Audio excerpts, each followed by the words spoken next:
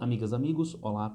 Vamos começar as nossas atividades de atualidades e aprofundamentos do ano de 2024. Vamos iniciar com um tema bastante importante que vem se desenrolando desde o ano passado, é o conflito em Gaza entre o Hamas e as Forças Armadas de Israel. Nós tivemos na semana passada, na sexta-feira, uma primeira decisão liminar, né, um primeiro parecer, vamos colocar assim, uma decisão liminar da Corte Internacional de Justiça em uma ação movida pela África do Sul nesta corte contra o Estado de Israel. A ação foi movida mediante a alegação da África do Sul de prática de genocídio nas ações de Israel na região da faixa de Gaza. Antes de nós avançarmos, vamos nos lembrar, já tem vários vídeos aqui no canal, na rede, sobre a diferença entre Corte Internacional de Justiça e Tribunal Penal Internacional. Ambos estão na mesma cidade, Haia, mas o Tribunal Penal Internacional é um tribunal, como o próprio nome está dizendo, penal, que julga pessoas, que julga indivíduos que cometeram crimes de guerra, crime contra a humanidade, crime de genocídio. A Corte Internacional de Justiça é do sistema ONU. A Corte Internacional de Justiça julga estados que praticaram crimes, que possam ter praticado crimes, como, por exemplo, o crime de genocídio. E o que é o crime de genocídio? Ele está previsto, gente, na Convenção para Prevenção e Repressão do Genocídio da ONU, se eu não me engano, de 1948. Nós temos aqui o artigo 2º, que discrimina o que seria genocídio. Genocídio seria matar membros de um grupo, causar lesão grave à integridade física ou mental de membros do grupo, submeter intencionalmente o grupo a condições de existência capazes de ocasionar-lhe destruição física total ou parcial, ainda adotar medidas destinadas a impedir o nascimento no seio do grupo e ainda efetuar a transferência forçada de crianças do grupo para outro grupo, para outro lugar. E por que é importante uma decisão agora da Corte Internacional de Justiça à luz da Convenção para a Repressão do Genocídio? Vamos pegar um ponto, que é a questão das crianças. Dá só uma olhadinha no quadro que eu montei para vocês sobre os mortos no conflito em Gaza. Na verdade, esses dados estão levemente desatualizados. Eu tirei esses dados da Agência Brasil do dia 4 de janeiro, portanto, a gente já tem quase um mês a mais de conflito. E os dados acerca das mortes de jornalistas, né, do Comitê de Proteção de Jornalistas, mais recente, agora do dia 25 de janeiro. Nós temos aí 22,5 mil mortos até o começo de janeiro no conflito. Agora vejam, desses mortos, lá no comecinho do mês, nós encontramos 6,7 mil mulheres mortas. Nós encontramos 7 mil desaparecidos. Então, quantos desses desaparecidos não estariam mortos até o começo de janeiro? E, principalmente, nós encontramos quase 10 mil crianças. Um percentual muito grande do total de mortos, o que reforça a ideia de genocídio, tendo em vista os ataques indiscriminados que matam as crianças. E por que genocídio e a ideia de crianças, um foco na ideia de crianças? Que trata-se da exterminação física de um determinado grupo. Se você elimina as crianças e jovens, você elimina a próxima geração, eliminando, portanto, a continuidade de existência do grupo em geral ou em uma determinada região. Eu destacaria ainda para vocês a questão dos números e de uma falácia recorrentemente colocada na imprensa. Sempre que a imprensa cita esses números de mortes, a imprensa fala que foi o Hamas que divulgou estes números, que eles não podem ser comprovados externamente. Eu gostaria de saber primeiro se é possível comprovar por fontes externas os números fornecidos pelo governo de Israel, tá? E isso é a falácia do envenenamento do poço. Como é o Hamas que forneceu esses números e como o Hamas é chamado de terrorista, então esses números estão errados. Estariam esses números errados? Ora, há quem diga que estão errados. Eu trouxe para vocês a manchete da Sputnik News Brasil do final do ano passado. O número de mortos em Gaza pode ser ainda maior, diz a autoridade americana. Então, uma funcionária do governo americano alegando que quando a gente tinha chegado a por volta de 10 mil mortos, o número de mortos, ela dizia, deveria ser muito maior. E por quê? Nossa tabelinha anterior, os desaparecidos. É difícil, em meio a uma ação indiscriminada de guerra, fazer todo o levantamento de pessoas que estão mortas, inclusive tendo em vista pessoas que ficam embaixo de escombros de prédios. Né? Então, provavelmente, os dados do tal do Hamas não estão mesmo corretos. Provavelmente esses dados estão abaixo do que acontece nos mortos, entre os mortos da região. Eu destacaria ainda para vocês a questão dos jornalistas. Né? A gente tem, segundo a nossa tabelinha, 83 jornalistas mortos. Gente, isto faz, segundo dados da Repórteres Sem Fronteiras, que a gente tenha o ano de 2023 como o ano, né, de crescimento, um ano de crescimento da quantidade de jornalistas mortos em áreas de combate. Olha o gráfico que eu trouxe para vocês. Entre 2021 e 2022, nós temos uma redução da quantidade de jornalistas mortos em áreas de combate. A periculosidade, na verdade, para os jornalistas, caindo de 38,5% para 32,8%. Né? E vejam, mesmo com a guerra da Ucrânia. Agora, de 2022 para 2023, com a entrada do conflito em Gaza, sobe para 51,1%. Nós temos uma quantidade bastante grande de jornalistas que foram mortos, 83 jornalistas, segundo os dados do Comitê para a Proteção de Jornalistas, assim como Repórteres Sem Fronteiras, é uma ONG, as duas são ONGs sediadas na França. E por que eu peguei os dados do comitê acerca da quantidade de mortes? Essa reportagem foi bastante interessante, foi bastante idônea, porque colocou o número de mortos e colocou o nome, a descrição de cada um destes jornalistas mortos, mostrando uma certa idoneidade no caso. Agora vejam, por que jornalistas mortos se destacam dentro desse total de mortes? São, segundo a nossa tabelinha anterior, 83 pessoas jornalistas mortas, frente a mais de 20 mil, na atualidade mais de 26 mil pessoas em geral mortas. Gente, quem vai fazer a identificação e veiculação dos fatos? É o jornalista em campo. É ele que vai fazer essa identificação. É ele que vai levantar uma parte significativa dessa documentação que, voltando ao nosso tema principal, vai ser utilizada eventualmente no processo de acusação na Corte Internacional de Justiça ou eventualmente no Tribunal Penal Internacional de crime de genocídio. E, portanto, a iniciativa israelense de eliminar esses jornalistas e ou de criar um ambiente inseguro que afugente esses jornalistas é muito importante para Israel.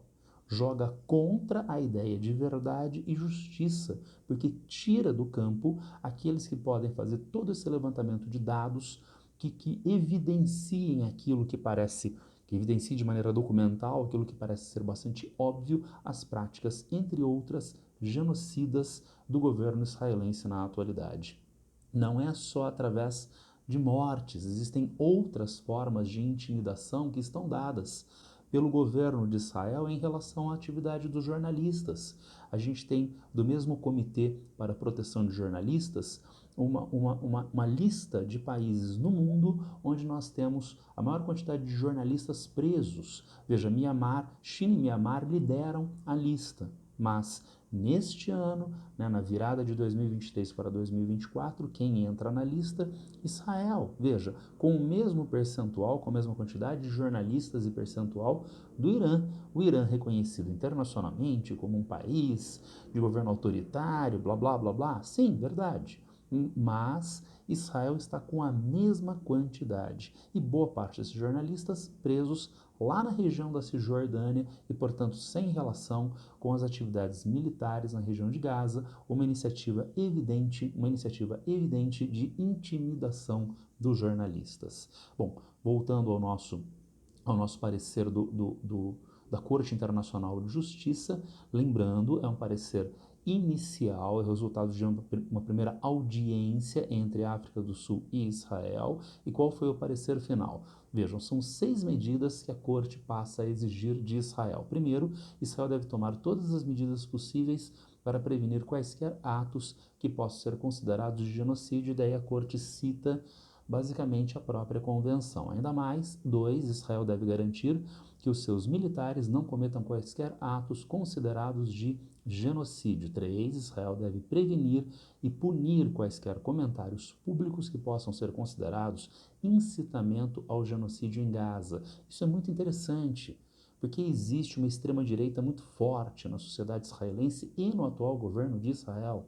E essa extrema-direita como a extrema-direita em escala mundial, aqui no Brasil também, gosta de falar, gosta de bravatas que incitam uma condição de violência. Nós vimos essa polarização violenta no Brasil e assistimos isso na prática até hoje, enquanto lá em Israel isso está promovendo um acréscimo de mortes, inclusive, por exemplo, por ação militar armada de colonos israelenses contra palestinos fora de Gaza, lá na região da Cisjordânia. E olha uma dimensão interessante, há uma previsão da corte acerca disto. Então, novas falas da extrema-direita de Israel agora entram no processo, entram no desenrolar do processo. Vamos ver o nosso item 4. Israel deve tomar medidas para garantir o acesso à ajuda humanitária em Gaza. Já houve um desdobramento. Havia, incrível, protestos de israelenses que bloqueavam a passagem de caminhões de ajuda humanitária em direção a Gaza. E segundo o jornal Haaretz, o governo israelense reprimiu esses protestos, permitindo a entrada da ajuda humanitária. Vejam, há então um desdobramento, tão tímido, mas há esse desdobramento. Temos ainda 5, Israel deve impedir qualquer destruição de provas que possam ser utilizadas em um caso de genocídio. Isso parece óbvio, mas é uma situação agravante no caso da continuidade do processo de genocídio, como ele de fato vai ter continuidade. Então, há uma previsão do tribunal. Com o descumprimento disto, Israel aumenta a sua condição de culpa, a sua condição de punibilidade perante a corte. E, finalmente, 6, Israel deve apresentar um relatório ao tribunal no prazo de um mês após esta ordem ser dada. Isso também é muito interessante, na medida em que, ao longo deste mês, Israel tem que provar de maneira mais documental o que ele fez para prevenir o genocídio, o que ele está fazendo e o que ele vai fazer. E isto entra no desenrolar do processo. Gente, o processo não termina em 2, 3 dias. Esta foi uma primeira audiência. A justiça é morosa. Tem processos na Corte Internacional de Justiça que se desenrolam por 6, 7 anos. Então, isto é moroso. Seria bem-vindo que houvesse um 7º item, uma exigência de cessar fogo, mas essa exigência não apareceu. Não apareceu porque é uma audiência preliminar, talvez seja por conta disto, tá certo? Se esta exigência aparecesse, Israel teria que cumprir essa decisão? A resposta é sim. Sim, por alguns motivos. Primeiro, África do Sul e Israel, as partes que estão no processo na corte, são membros da ONU, são membros da Corte Internacional de Justiça e são signatários da Convenção para a Repressão ao Genocídio. Então, ambos devem seguir essas determinações. Segundo, as decisões da Corte são vinculantes e, portanto, aquilo que a Corte decide passa a ter força jurídica dentro do país que é signatário do acordo, que é signatário da convenção. Israel é signatário, portanto a decisão da corte tem que ser cumprida, é vinculante, tá certo? E tem, entretanto, um último problema. Israel é reconhecido como o país que lidera o descumprimento de ordens do Conselho de Segurança das Nações Unidas. Se a corte decidisse um cessar-fogo, se a corte decidisse cessar fogo e Israel não cumprisse, qual seria o desdobramento para Israel? Não teria, na prática não teria, porque a corte não tem recursos em força na prática para implementar a sua decisão. A África do Sul poderia, entretanto, recorrer ao Conselho de Segurança das Nações Unidas, mas os Estados Unidos já vetaram mais de 50 resoluções ao longo da história da ONU que eram contra o Estado de Israel. E quando a resolução passa pelos Estados Unidos, Israel descumpre sem nenhum ônus para o país. Israel já descumpriu desde a década de 1960 30 resoluções do Conselho de Segurança da ONU, onde vocês podem pensar, bom, Então, essa decisão não serve para coisa alguma. Serve sim, serve para aumentar a pressão política e viabilizar um processo jurídico que eventualmente pode deixar desdobramentos. Eventualmente, mas isso já gera uma sinalização para agora. As pessoas envolvidas nesse processo em Israel sabem que o processo está se desenrolando e eventualmente podem ter ônus políticos dentro de Israel e jurídicos internacionais mediante o desdobramento deste processo. Só para finalizar, gente, o processo é julgado por 15 juízes permanentes do Conselho, da Corte Internacional de Justiça e mais 2 juízes ad hoc, 2 juízes que são indicados especificamente pelas partes, um juiz da África do Sul e um juiz de Israel. Né? Entre esses 17 juízes, nós tivemos um juiz permanente da corte, na verdade, só um juiz permanente da corte, que vetou todas as medidas que foram propostas. Como as decisões são feitas por maioria simples, então não teve problema, foi só um voto plenamente contrário, tá certo? E o que disse o voto dessa juíza? A juíza de Uganda. Tem um juiz brasileiro hoje em dia lá.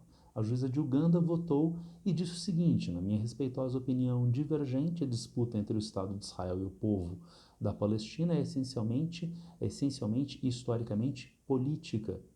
Não se trata, portanto, de uma disputa jurídica suscetível de solução judicial por parte do tribunal.